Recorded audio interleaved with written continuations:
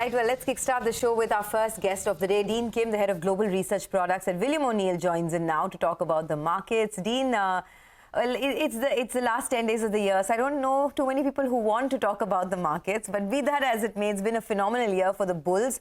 Do you think we can repeat this performance in the first half of 2024? And how are the charts looking like now for something like the Nifty? Do you see us scale well above this 22,000 level?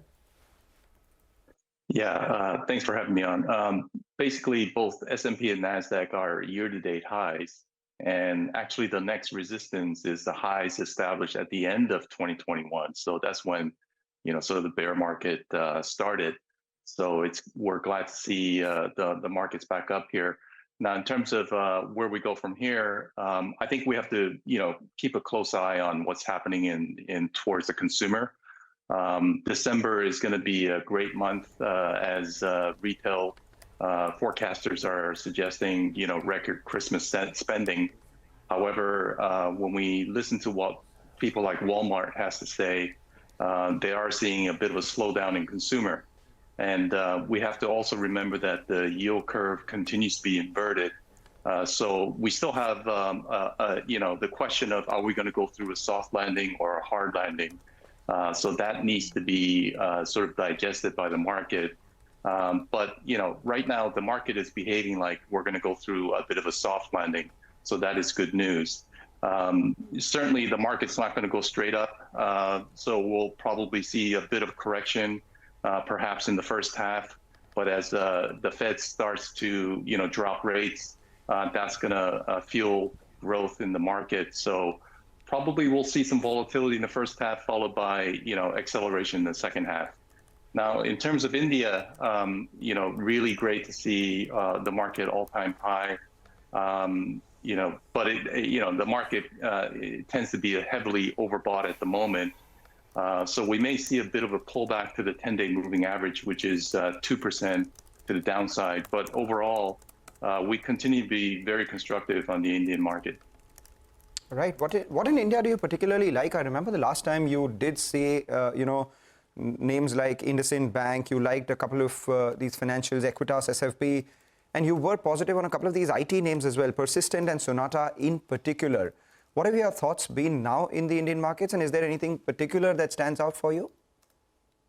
Yeah, I think financials continues to be attractive. Certainly HDFC Bank is setting up. It's not quite ready yet through our lens or our methodology, but certainly ICICI, IndusInd Bank, Federal Bank, State Bank of India. Those are some of the larger caps that are actionable. Then you have the smaller financial players like Muthoot Finance, Cholamandalam, companies like that, that's setting up quite well. On the IT side, I am noticing that Tata Consultancy, as well as Infosys, they broke out into pivots, and so they are actionable. So they look pretty good. Some of the smaller names, Persistent Systems, I would say it's a bit extended now. I would continue to hold it. Nothing wrong with the stock. But if the stock starts to correct and falls below the 50-day moving average, that would be your cue to start trimming. But there are other smaller IT companies like Coforge or Cyient that looks attractive at the moment. Okay. Dean, hi, welcome to the show. Just wanted your thoughts in terms of what's taking place in the Red Sea with the Houthi militants, and what's taking place in terms of the cargo diversion from the shipping end, and the impact on crude prices, because overnight we've seen a little bit of an inch up when it comes to Brent crude to around $79 per barrel. But anything to be cautious about, say, in the next couple of weeks when it comes to such kind of a risk?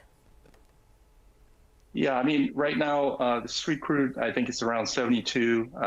Next support is at 70, and resistance is at about 73. So I believe the 200-day moving average is around 75. So anything above 75, we should start to get cautious. But there's heavy resistance around that level. So I would say first stop or first resistance is at 73. Should we breach that level, we should keep an eye on it. But right now the oil is sort of going sideways. the oil price cannot actually accelerate from here. So we're looking at 73 as a critical level. That's a 21-day moving average. All right, we leave it at that. Thanks a lot for joining in. Appreciate your thoughts. So India continues to be one of the preferred markets for Dean Kim, for William O'Neill rather. They believe there are more upsides in store. Let's